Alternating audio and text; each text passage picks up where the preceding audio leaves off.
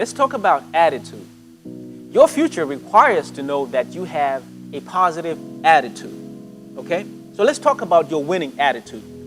There is nothing in my future except the outcome of my attitude.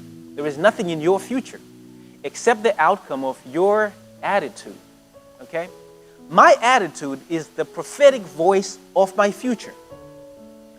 I believe it's W.C. Clement Stone who says that there is little difference between people, but that little difference is attitude.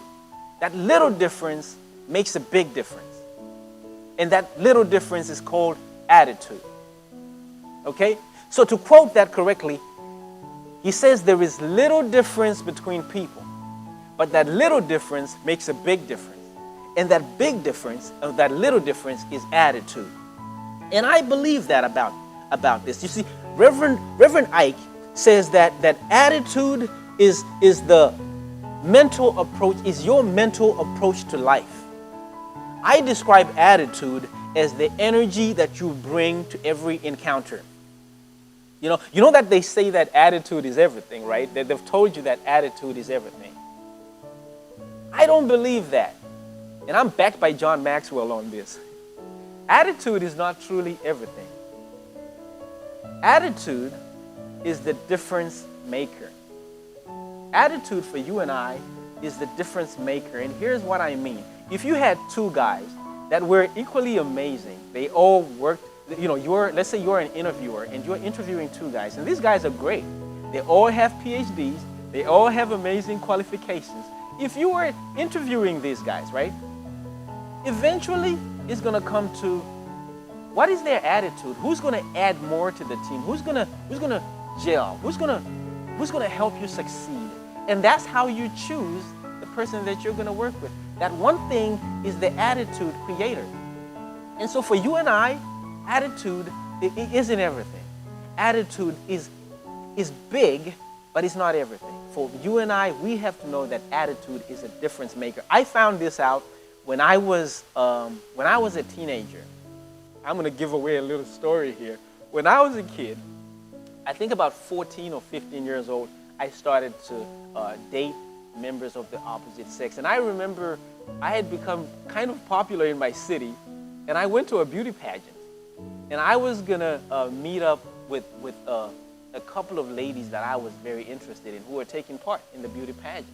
Now, both of them were beautiful. But I'll tell you, when I got to know each of them, when I got to really know them one-on-one, I found that the first one, the first girl, she was truly beautiful, like she appeared. But that's at that point in her life, all she had was beauty. She didn't have a lot of conversation. And then I started to talk to the other girl that I was interested in. And that girl had a conversation. That girl liked to stay up on the phone all night. That girl liked to watch the sunrise and the sunset. She liked to draw. She liked art. She liked to watch the moon and discuss the stars.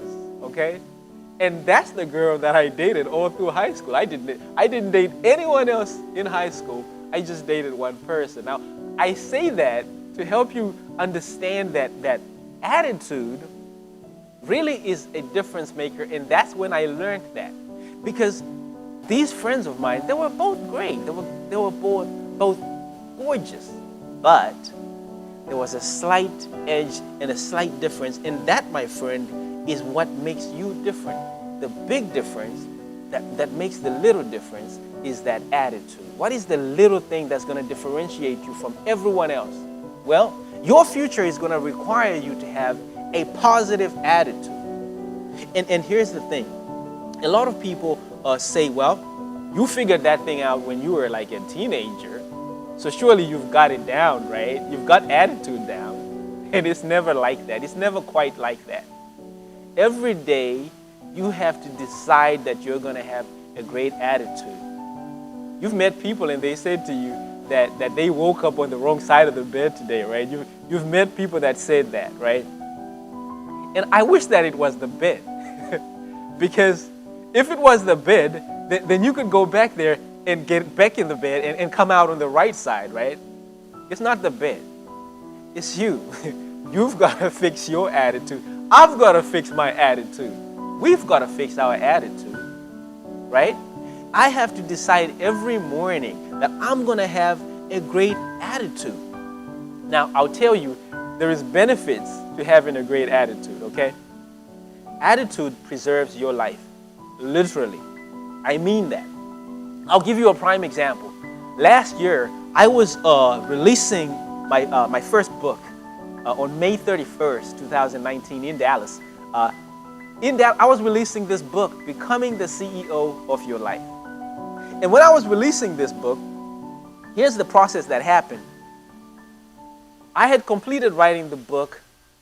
I designed the covers. I sent it over to a company that was going to create the copies, and they were going to send them over as a package.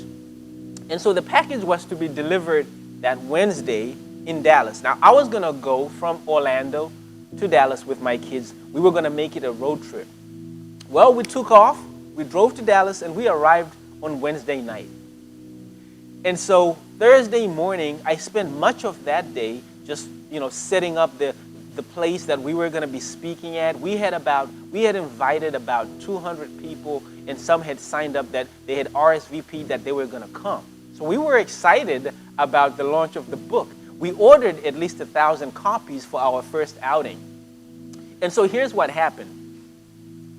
The end of the day, I discovered that the package had not arrived. I called the company and asked them, would they be kind enough to let me know why the package had not arrived? They had indicated it would be there on Thursday. I had even paid extra for it to be there on Thursday, right? Or at least on Wednesday. But they said that the package wasn't coming because there was a tornado in Ohio where the books were coming from. So I said to the gentleman on the phone, I said, well, is there a way that I could either intercept, because it shows that they're in Hazlet, Texas, right? Is there a way that I could intercept the package? He said no.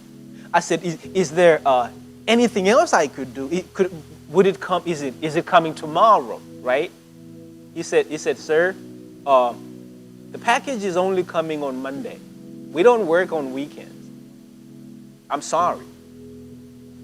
So now I want you to watch my attitude, okay?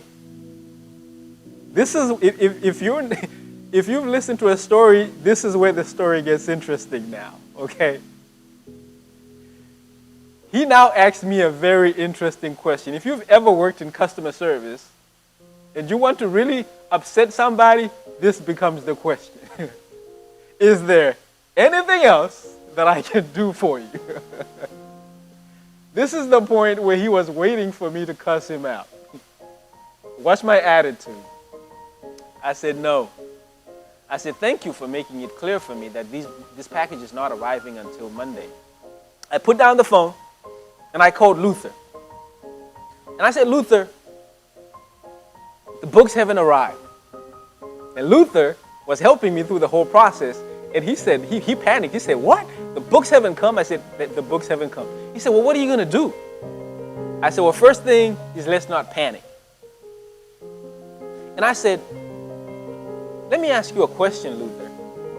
If you were going to launch a book on Friday, which is tomorrow, and you didn't want to cancel the book launch because people have already RSVP'd, they've already booked their daycare for their children, they've already got babysitters, they've already bought their outfits, and they got their shoes, they're ready for tomorrow.